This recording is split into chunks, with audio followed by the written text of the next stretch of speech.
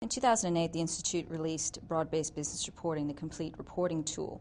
Now the Institute has just come out with a supplementary paper on the same topic. Can you explain what the key drivers were for the release of this paper?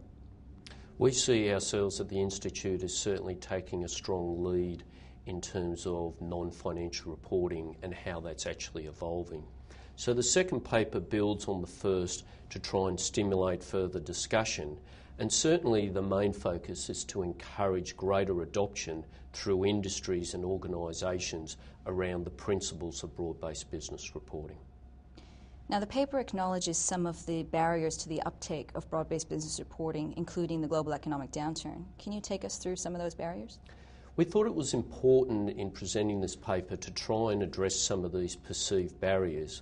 Like all new forms of innovation, there will always be a sense that it's too hard or too difficult to deal with this new adoption. So we felt it was important to address the types of barriers which were emphasised through the economic downturn. Basically, people will say it's too hard, it costs too much to do this at this point. And what we're trying to show that quite easily, if you can take relevant steps to addressing those barriers, that you will actually see investor communities getting better information, and you as an organisation adopting the principles will have a lower cost of capital. Now, what would be some of the advice you would give to CFOs wanting to adopt broad-based business reporting within their organisations? First, I'd make sure that you actually understand what it's trying to get to in the terms of the end benefits. Secondly, I think it's incredibly important to get the support of your board to ensure that they see this value proposition as well. Thirdly, I'd start to engage with others in your particular industry to see what is actually being reported already and perhaps where you can draw some comparatives.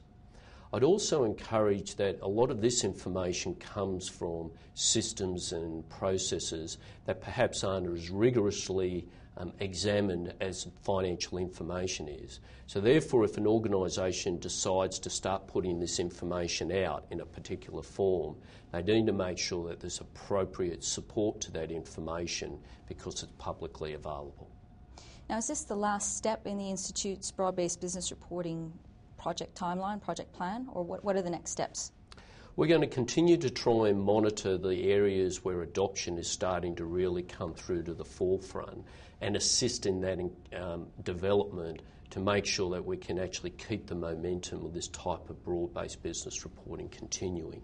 We're also having further discussions with government. Not that we want to see this type of reporting regulated, but we certainly want to make sure that they're supportive and can understand why we're trying to advocate this position.